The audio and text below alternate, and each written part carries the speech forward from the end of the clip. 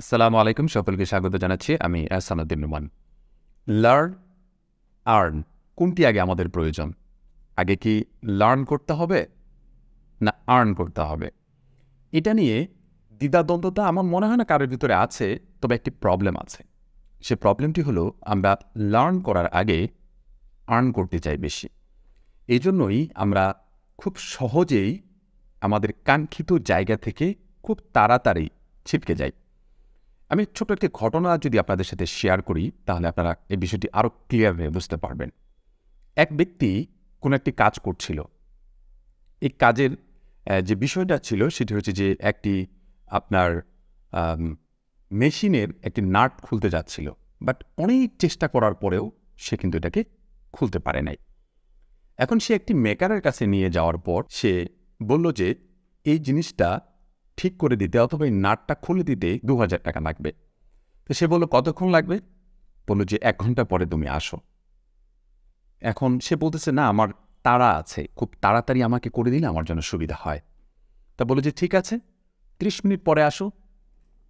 না, বলতেছে না আমার আরও বেশি তাড়া আছে। বলল যে তুমি ১০ মিনিট পরে আসো। না, তুমি এখনই করে দাও।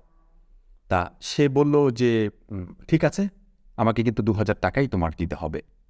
সে বলল যে ওকে ফাইন, আমি দিয়ে দেবো, আমার কাজ হয়ে গেলে আমি দিয়ে দেব। ওই যে ইঞ্জিনিয়ার মিস্ত্রি যেই এই বিষয়টা দেখছিলেন, ঠিক আছে, সে একজন এক্সপার্ট ব্যক্তি। সে এটাকে খুব ভালোভাবে যে নাট আছে, যেটা খোলার জন্য যে সিস্টেমটা আছে, এটা খুব ভালো করে দেখে নিল, ডানে বায়ে সব সাইডে সে খুব ভালো করে প্রায় ১০ মিনিটের মতো সময় সে দেখে নিল। দেখার পর তার হাতে এই নাট বল্টু খোলার জন্য যে সেলারাইজ যেটাকে বলা হয়, তারপরে আপনার প্লাস যেটাকে বলা হয়, এই টাইপের কিছু একটা তার হাতে ছিল। সে কোনো একটা কর্নারে এরকম করে একটা বাড়ি দিল, একটা মাইট দিয়ে দিল ওই নাটটার মাথায় কিংবা কোনো একটা সাইডে। তারপরে হাত দিয়ে সে খুলে দিল। খুলে দেওয়ার পরে তার কাজ হয়ে গেছে, যে ব্যক্তি নিয়ে এসেছিল তার কাজ কমপ্লিট। তারপরে সে বলল, দাও আমাকে ২,০০০ টাকা। এখন যে ব্যক্তিকে কাজটা করে দিল, সে ব্যক্তি বলতেছে, তুমি একটা বাড়ি মেরে দিয়ে, ঠিক আছে, একটা মাইট দিয়ে নাটটা খুলে দিলা, সেটার জন্য ২,০০০ টাকা নিচ্ছ? সে বলছে যে আমি বাড়িটার জন্য ২,০০০ টাকা নিচ্ছি না, আমি এই যে ১০ মিনিট এটার পিছনে সময় দিলাম, এটার পিছনে যে ঘুরে ঘুরে দেখলাম যে কোন সাইডে বাড়িটা, কোন অ্যাঙ্গেলে বাড়িটা দিলে, কোথায় বাড়িটা দিলে, কতটুকু ওয়েটে এই বাড়িটা আমার ওই জায়গায় দিলে এটা খুলে আসবে, এটার জন্য আমার সময় লেগেছে রীতিমতো ১০ মিনিট, শুধু এটা বোঝার জন্য। তারপরে জাস্ট আমি এটা কাঙ্ক্ষিত জায়গায় ব্যাটে বলে মিল করে আমি এখানে হিট করেছি, এর জন্য এটা তাড়াতাড়ি খুলে দিয়েছে। আর আমার পারিশ্রমিকটা হচ্ছে এই যে ১০ মিনিট যে আমি এটার পিছনে সময় ইনভেস্ট করলাম, এটার জন্য আমাকে দিতে হবে মনে করেন ১৯০০ টাকা, অথবা ১০ টাকা কম ২,০০০ টাকা, মানে ১৯৯০ টাকা। আর এই বাড়িটা দিয়েছি, এটার জন্য দিতে হবে আমাকে ১০ টাকা, এই ২,০০০ টাকা দিতে হবে। এখন সেটা অবাক, এখন না দিয়েও তো হচ্ছে না, তার যেহেতু তার সাথে কথা হয়ে গিয়েছে। এই গল্পটা থেকে আমরা কি শিখতে পারি? এই গল্পটা থেকে শিখতে পারি আমরা একটা জিনিস, সেটা হচ্ছে যে আমাদেরকে আগে শিখতে হবে, তারপর আপনার কাছে অটোমেটিক্যালি আর্ন চলে আসবে। আমরা শেখার আগেই আমরা আর্ন করতে চাই। ওই যে মিস্ত্রি, ওই যে ইঞ্জিনিয়ার যে ব্যক্তিটা, ওই ব্যক্তিটার শিক্ষার জন্য শুধুমাত্র কোথায় মারতে হবে, কখন মারতে হবে, কতটুকু অ্যাঙ্গেলে মারতে হবে, এই এতটুকু শিক্ষার জন্য সে নিয়েছে কত টাকা? ১৯৯০ টাকা। আর ১০ টাকা শুধু সে কাজের জন্য নিয়েছে। এই জন্য আমাদেরকে সর্বপ্রথম শিখতে হবে।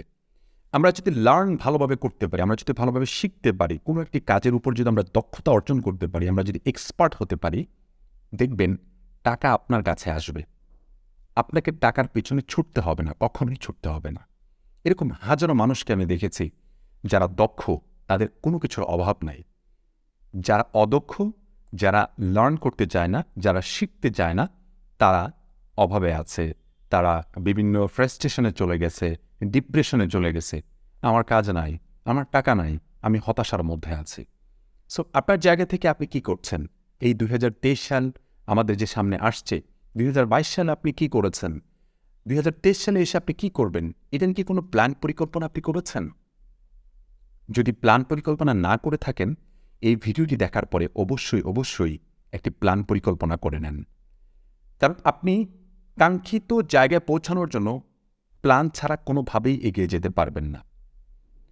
আপনি আজকে যদি বাংলাদেশ থেকে দুবাই যান, বাংলাদেশ থেকে ইন্ডিয়া যান, বাংলাদেশ থেকে অস্ট্রেলিয়া যান, আমেরিকায় যান, কানাডায় যান, যে কোনো কান্ট্রিতে যান, আপনাকে আগে পাসপোর্ট করতে হবে, আপনাকে ভিসা করতে হবে, আপনাকে টিকিট করতে হবে, আপনাকে হোটেল বুকিং দিতে হবে, আপনাকে ডলার ইন্ডোর্স করতে হবে, আপনার অন্যান্য যে পেপারসগুলো আছে এগুলোকে ঠিক করতে হবে, আপনাকে ব্যাগ গুছাতে হবে, কার সাথে যাবেন, কোন প্লেনে যাবেন, ঠিক আছে, আপনার কোন লাউন্সে গিয়ে বসবেন, আপনি কি ভিআইপি লাউন্সে বসবেন না জেনারেল লাউন্সে বসবেন, কোথায় বসবেন, আপনি সব কিছু কিন্তু আপনাকে একটা পরিপাটি করে সুন্দর করে একটা প্ল্যান করে তারপরে আপনাকে যেতে হবে।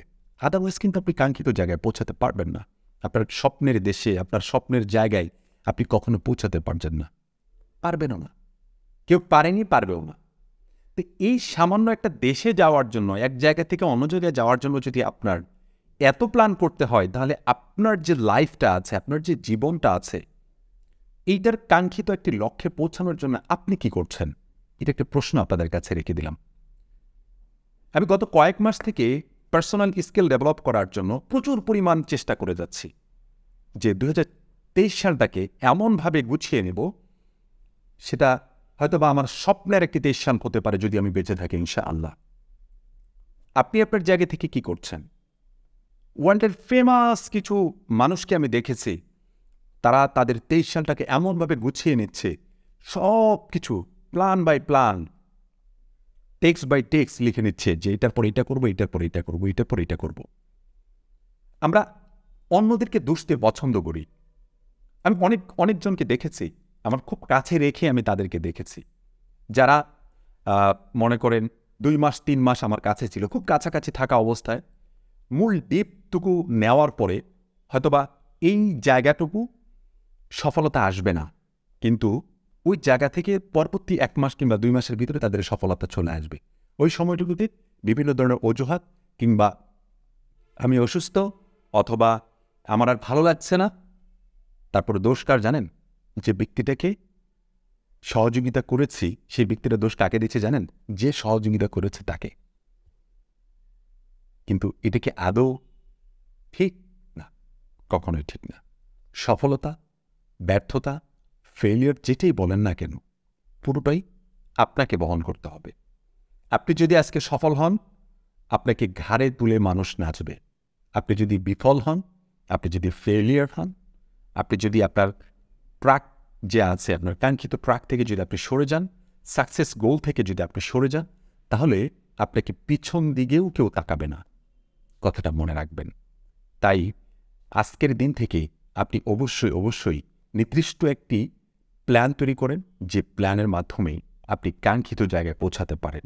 সেটার জন্য আপনি আপনার কাঙ্ক্ষিত মেন্টরের সহযোগিতা নিতে পারেন, অথবা আপনার বাবা মায়ের সহযোগিতা নিতে পারেন, অথবা ওয়ার্ল্ড ওয়াইড যারা আপনার মেন্টর আছে তাদের কাছ থেকে সহযোগিতা নিতে পারেন, যে তারা কিভাবে সাকসেস হয়েছে, তারা কাঙ্ক্ষিত লক্ষ্যে পৌঁছানোর জন্য তারা কতটুকু ঘুমকে নষ্ট করে কাঙ্ক্ষিত জায়গায় পৌঁছানোর জন্য কষ্ট করে কাজ করেছে।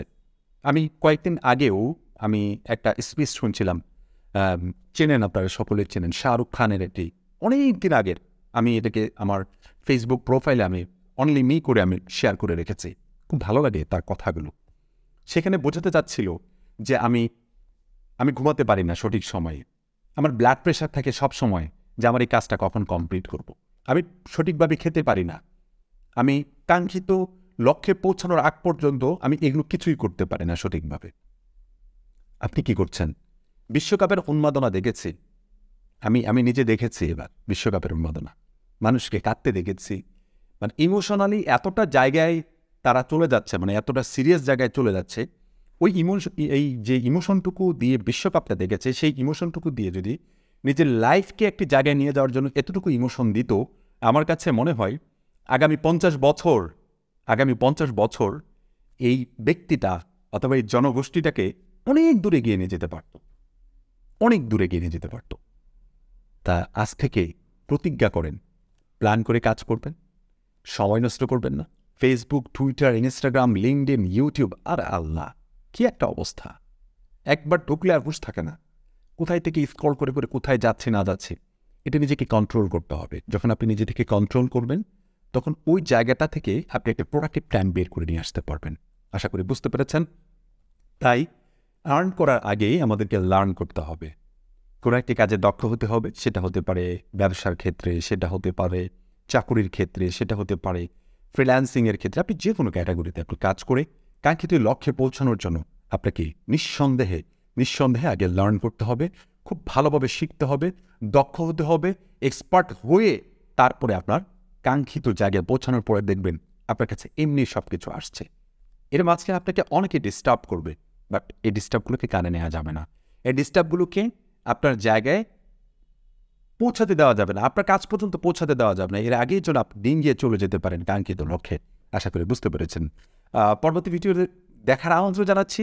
অনেকদিন পরে ভিডিও দিলাম, আশা করি ততক্ষণ পর্যন্ত আপনারা ভালো থাকবেন। সকলের প্রতি সালাম। আসসালামু আলাইকুম ওয়া রাহমাতুল্লাহি ওয়া বারাকাতুহু।